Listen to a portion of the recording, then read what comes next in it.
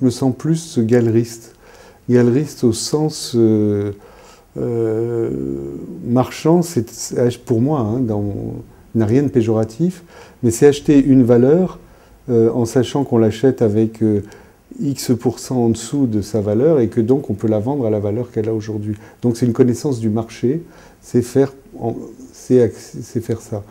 Moi, j'ai jamais fonctionné comme ça. Moi, ce qui m'amusait, c'était d'aller trouver des choses qui, a priori, n'avaient pas de valeur, mais dans lesquelles, moi, je voyais de la valeur. Et donc, de les présenter et de me dire, voilà, je vais essayer de convaincre les gens que ça a de la valeur.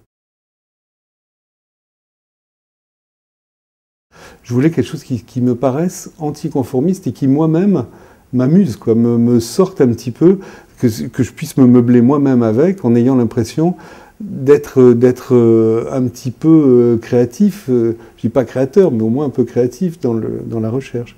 Donc c'est comme ça que j'ai essayé toujours de trouver des choses qui sont encore à découvrir. Donc c'est un petit peu comme ça que, par hasard, je suis tombé sur des meubles, aussi bien des meubles de Prouvé que des meubles de Charlotte Perriand, que de toutes ces choses des années 50-60. Moi, j'ai optimisé cette chance qui m'a été donnée à ce moment-là, de rencontrer cette esthétique, et j'ai eu la chance de ne pas vouloir me conformer à tout ce que les autres faisaient à ce moment-là, qui était... l'art déco était très en vogue, il y avait le 1900, c'était très tentant. Et puis c'était très dur en même temps de vendre des meubles de Prouvé, parce que les gens me demandaient si on faisait du mobilier, du bureau d'occasion, si on vivait avec ces tas de ferraille. Il y avait des propos très dévalorisants de la part de beaucoup de gens. Donc il fallait avoir un petit peu le moral. Et en même temps, je pressentais une certaine force, il y avait une virilité, il y avait une certaine simplicité. Tout ça, je le pressentais. Ça s'est avéré ensuite être quelque chose de beaucoup plus fort que même que je le pensais.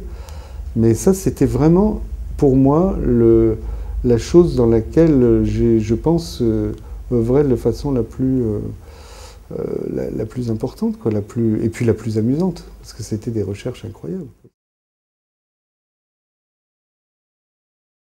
Je me suis réintéressé à des choses plus contemporaines, mais en restant quand même très axé sur le mobilier d'architecte du XXe siècle, qui est quand même la base du travail de la galerie.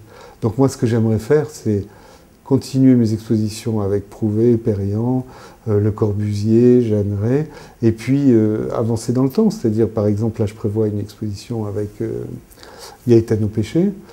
J'aimerais bien faire une exposition avec Sottsass, enfin avec les meubles de Sottsass, comme je fais une exposition avec Ron Arad. Voilà, c'est-à-dire rester quand même dans l'esprit architecte, parce que je crois que le mobilier d'architecte a une spécificité et un esprit qui n'a rien à voir avec le mobilier de décorateur.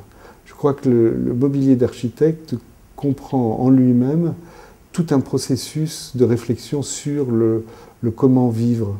Il y a véritablement un projet global de vie qui est plus ou moins contenu dans le mobilier d'architecte et qui me semble moins contenu dans le mobilier de décorateur, qui me semble correspondre plus à un moment, à une demande, peut-être à certaines modes ou à certaines envies, mais il y a moins un concept global de vie. Avec Ron Arad, c'est provoquant, comme avec Prouvé à l'époque. C'est ça que j'aime bien, parce qu'avec Ron Arad, on retrouve la même provocation, parce que quand j'expose dans la galerie ces meubles brillants, il y a des gens qui me disent oui, ça fait riche, ça fait tape à l'œil, c'est vulgaire, etc. Je trouve que c'est amusant d'entendre ces réflexions, parce qu'évidemment, moi, elles me font réfléchir sur le truc, mais elles me rappellent les réflexions que j'avais avec les meubles de Prouvé au début. C'est-à-dire que je crois que les meubles de Ron Arad, ils sont brillants pour des raisons aussi, effectivement, de provocation et de liberté qu'il veut absolument garder. Et moi, je trouve assez excitant, intéressant d'avoir avec ces meubles-là qui sont choquants, qui ont quelque chose d'extrêmement agressif et en même temps extrêmement séduisant, d'avoir quelque chose qui nous fait réfléchir sur qu'est-ce qu'on fait aujourd'hui, pourquoi on le fait, comment on fait, quels sont nos goûts. Donc je trouve assez amusant que d'un seul coup, il est pris à tout le vocabulaire de la décoration soi-disant vulgaire. Il prend ce métal poli,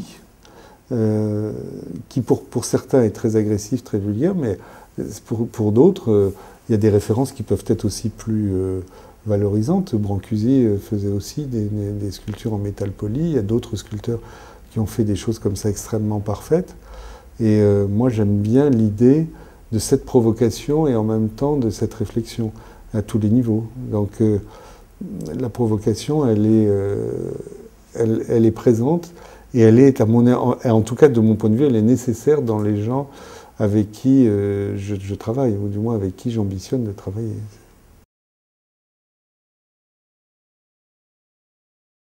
En lisant les bouquins, comme j'aimais bien André Breton à l'époque, donc je lisais, je voyais qu'André Breton était une sorte de marchand qui était payé par les mécènes pour trouver des choses très rares. Et je me souvenais que l'idée, c'était de trouver la pièce unique. Alors que là, pas du tout. On entrait dans un nouveau phénomène, et qui, moi, me semble extrêmement révélateur du XXe siècle, et de tous les mouvements politiques et sociaux qui ont eu au XXe siècle. On n'a plus été dans une vision élitiste où je vais posséder l'objet unique et personne d'autre n'a ça. On est dans une vision déjà qui est plus démocratique, entre guillemets.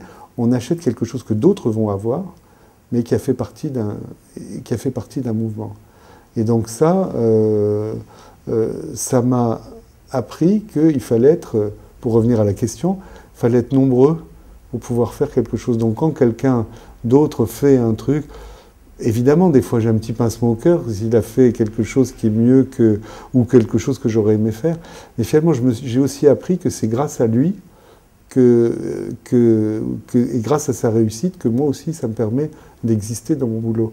Parce que sinon, tout seul, on ne fait rien. Tout seul, c'est une chose que j'ai vraiment découverte, que j'ai apprise dans ce métier. Il faut être plusieurs marchands, il faut créer un courant, il faut être plusieurs à s'intéresser à la même chose pour qu'il y ait une émulation, pour qu'il y ait véritablement un développement et du marché et de l'intérêt pour ça.